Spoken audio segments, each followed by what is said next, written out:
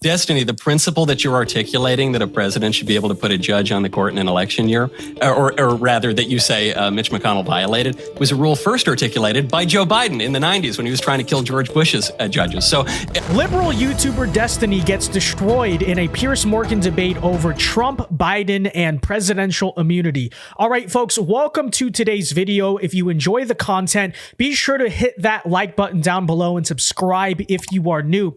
But it turns out, I didn't know this. Apparently, Destiny is a part of the Blue Anon conspiracy movement because while every other liberal besides the shills are panicking over Joe Biden, many are looking to potentially replace him. Destiny is holding the line and saying, nope, I guess Joe Biden is doing great. Okay, I honestly thought, okay, maybe I'm giving Destiny too much credit. I honestly thought he, as an honest person, would look at that debate and say, yeah, we might be kind of screwed in this election. Maybe it's smart to at least talk about whether it's possible to replace Biden. I don't know. But take a listen. And then Destiny proceeds to have a meltdown over Donald Trump in the Supreme Court. But let's start here. The luster has gone. The enthusiasm to beat up conservatives has just flown out of your bodies. I mean, there's not been one argument. You've all just sat there going, we agree, he sucks. Your own guy sucks. He's barely alive. You've lost your fight, haven't you? Biden has removed the fight from Democrats. That's what I'm seeing here. Not. Absolutely. Actually, I agree with that. You agree? I totally disagree. No, if Donald Trump is taking insane, again, the Supreme Court ruling today is unbelievable. The idea that instead on today's show, we're going to focus on whether or not Biden had a bad debate performance is just reflective of the I don't want to say agenda in a negative way, but of what you want to talk about today on this program. Like, I think that the decisions that are being made right now legislatively in the Supreme Court are more important, or that are being made in the Supreme Court are more important than whether or not Biden has a bad. You know why it's happening? Because Trump was. Hold on a second. So first of all, Destiny says we shouldn't even be talking about the presidential debate. It's news, and this is the media. I mean, what do you mean? Right. But this is what Blue Non does. They say, how dare you focus on the presidential debate that Joe Biden wanted to do on June 27th at CNN? So, that's number one. And number two, notice how even Francesca, the liberal girl in the middle, who, by the way, is totally insane, but even she is saying, I agree. Like, it's hard to defend Biden after this. But OK. All right. Able to put 3 judges on the court in one term.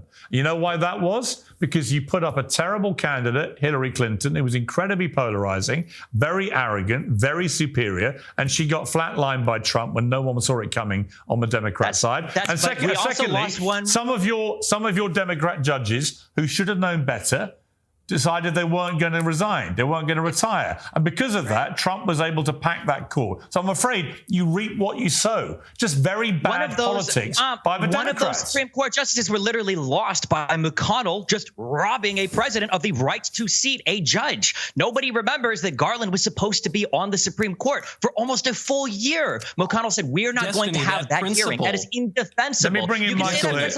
Oh, my God. Tommy has to leave in a moment. So Michael, come to you, then come back to Tommy for a final wrap from her. But Michael. Destiny, the principle that you're articulating that a president should be able to put a judge on the court in an election year, or rather that you say Mitch McConnell violated, was a rule first articulated by Joe Biden in the 90s when he was trying to kill George Bush's judges. So obviously there was a decision today. It said that the president has some immunity for criminal acts or acts committed in his official capacity as president. And this is based on a 40-year precedent. And so it really goes all the way back to the Marshall Court. Really nothing should be surprising about this. And yes, the Democrats are upset. They're not true. This is just based let me on finish precedent. 1 second, Destiny. I mean, also, let's be real. Let's just have a candid conversation about this. In 2016, Republicans held the Senate. And so the Democrat president wanted to nominate someone. The Republican Senate said, no, we're on election year. We're just going to stop you from doing it. Democrats tried to do the same thing in 2020, but unfortunately for them, it was a Republican Senate. Okay, that's part of the benefits of having a Senate in your favor. Like, we can sit here and pretend there's some type of principle about it, but Joe Biden, as Michael Knowles brought up in the 90s, tried to do the same thing. I mean, again, cope and seethe. In many ways, Piers Morgan there is right. Democrats did not employ good political strategy because they lost the 2014 midterms very badly, so they couldn't get their nominee. And then Republicans won the 2018 Senate midterms, and it really is that simple. But anyways.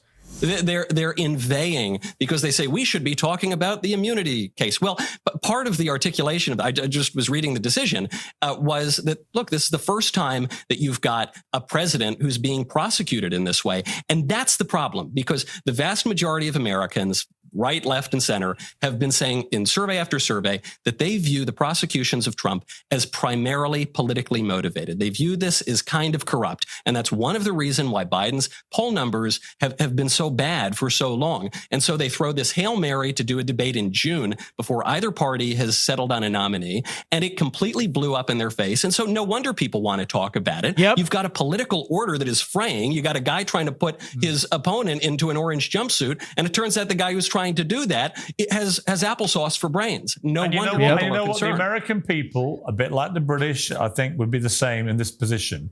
They can smell a political hit job.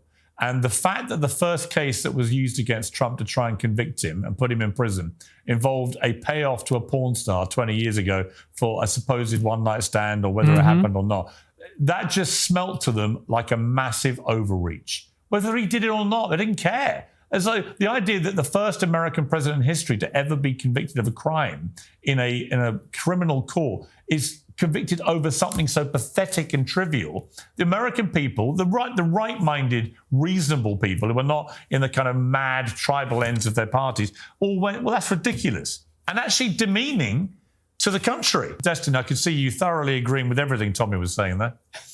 It's just, Francesca, I think is the name. I agree with her. The thing that Democrats suck on, that we're missing, is this blind allegiance to a leader, literally no matter what he does. It is the engine that powers Republicans. It allows them to lie for their leader. It allows them to excuse horrendous actions by the leader.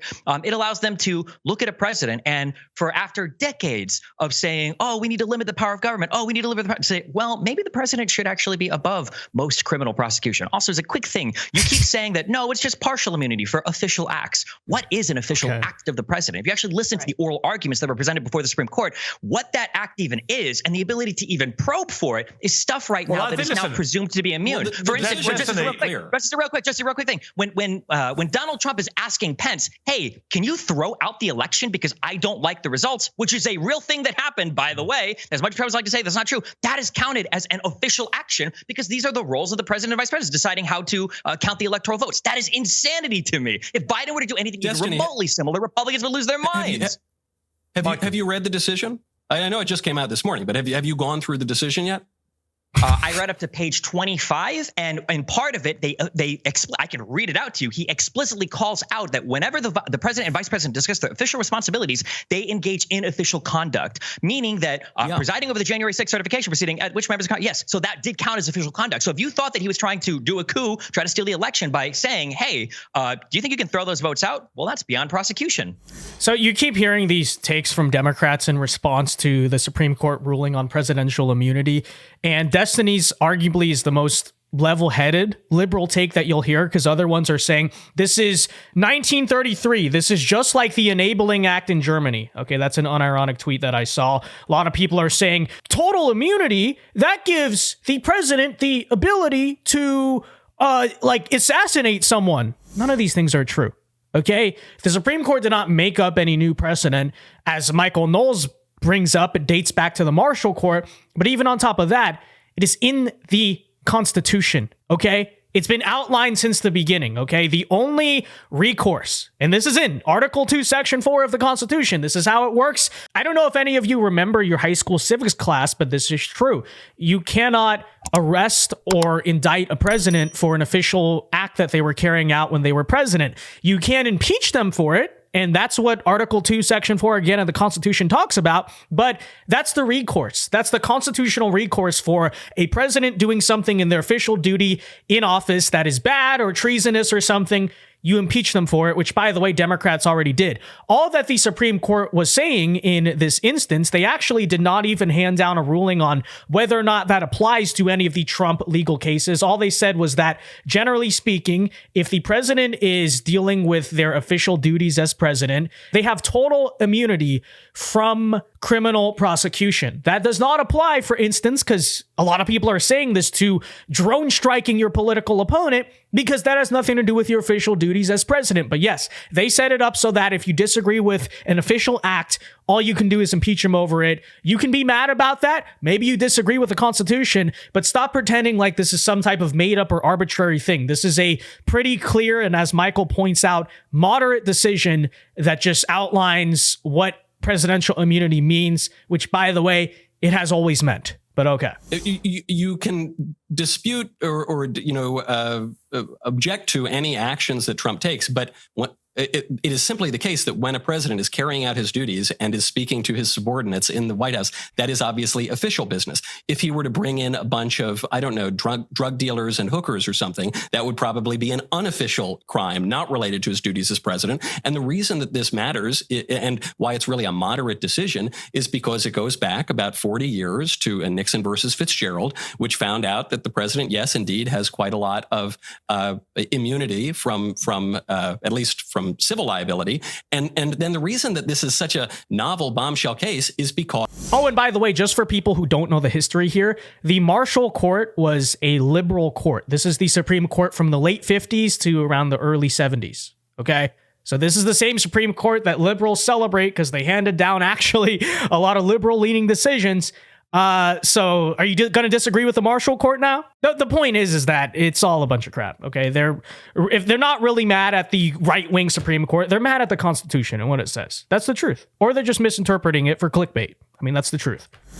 Until Joe Biden tried to throw his rival into the clink, we didn't prosecute presidents because that's the kind of behavior typical of banana republics and tin pot dictatorships. But the argument, and I'm sure you've read this, even if you've just read the first 25 pages, goes all the way back to the Marshall Court. It goes all the way back to the finding that the presidency does have certain privileges. It's not totally beholden to the other two branches of government. It's got an executive privilege. We have a separation of powers here. It goes back to the Federalist Papers when the framers of the Constitution said that they need a vigorous presidency because the problem with the first American Republic, which was the Articles of Confederation, was that you didn't have any strong executive power. So this is not something new. This is perfectly in keeping with the American legal tradition. And now the Democrats are really upset about it, not because it's an upending of American jurisprudence, but because they're going to actually have to run on their guy. They're not going to be able to cheat and throw the guy in jail or take him banish him to St. Helena. They're going to have a fair and square election, and they know they're going to lose it. Yeah, can I just ask a quick question? I just want to hear just a quick question. Yeah. So you're saying that if a president were to order the assassination of a presidential opponent in an election, you're telling me that if he thinks it's for national security reasons, you defend that as being above any kind of review for criminal prosecution? You would say, well, that was an official act as president, right? I answer that question. I really want to answer that question. Obviously, I'm happy to answer you if you don't interrupt. You're bringing up one of the important questions that was raised during the oral arguments, and it's an argument against the case that Trump's team was making, but it doesn't really pertain to the actual judgment that came down, because they didn't say that the president gets to do whatever he wants. He doesn't get to go and assassinate his rivals. He doesn't get to do this, that, or the other thing. But he does have Sotomayor a very had that in her robust dissent. scope. She said he could do that, and it'd be beyond review. She put that in her dissent. I did read her dissenting opinion. So how would it be not part of the official job as president? They order drone strikes, don't they? They order the military, don't they? He's the commander in chief, isn't he? Why wouldn't he be able to order the strike and say, you can impeach me if you want, but you can't hold me criminally liable. This is my official act as president. Sure. Well, I mean, even the aspect of impeachment is kind of secondary to that, because the Trump team was arguing that if you want to go after a president at all, you've got to do it through impeachment. And the court said, no, you can actually prosecute former presidents for crimes that they committed in office. So the fever dream that you and other Democrats are creating of what this decision implies is not actually what the court said. The court gave a very moderate opinion that said that certain aspects that are conclusive and preclusive within the scope of the executive branch, he has full immunity, and he's got partial immunity around the peripheries, and then he could be criminally liable outside of that. And if you're asking why, President Trump standing on Fifth Avenue and shooting his rival in the face, how we could possibly prosecute him for that, I think you just don't have any faith in the American legal tradition. And I think you're making an absurd argument to try to justify something that actually does upend over 200 years of America. You guys all think that, Biden's a criminal mastermind. He's trying to lock up his opponents. Piers, Michael, he did it to himself. I'm sorry. He did. He didn't have to pay off the porn star by cooking his books, by falsifying business records. Okay. So, there you go. Back to the regularly scheduled programming here. But yeah, long story short, folks, Destiny gets school. That's the bottom line. And it's funny too, because he's the one who wanted to make the entire interview about that. They all came on to discuss the Trump-Biden debate. Destiny doesn't want to talk about that, but he still wants to defend Biden. So he tries to say, look what they just did at the Supreme Court. You can assassinate your political opponent now. And then Michael Knowles is just like, no, you can't, and explains the case that he clearly knows better than Destiny. So it's hilarious. With that said, folks, let me know your thoughts on all of this in the comment section down below. Destiny is not Harry Sisson. Like, you may disagree with him, but he's firstly articulate, but secondly, not like a paid shill for the Democrats. He's just a liberal YouTuber. Sometimes he has his own opinions. Sometimes he's contrarian. What is going through Destiny's mind right now that he thinks it's right to defend Biden's momentum in his candidacy and stuff, when clearly, I mean, you can say I'm still going to vote for Biden for blah, blah, blah, X reason, but you're really going to sit there and deny that Biden's in trouble, like, at all? I mean, I don't know. That said, let me know your thoughts. Be sure to hit the like button, subscribe to the channel if you are new. And until next time, Alpha Moves only. God bless. Have a very great rest of your day. Peace.